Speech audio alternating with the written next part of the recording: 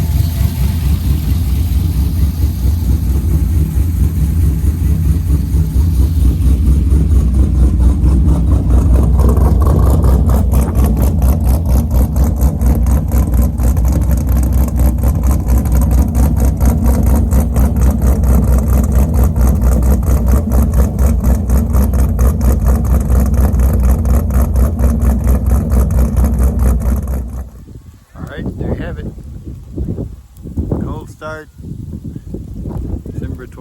January 24th, 2026. Y'all have a good one.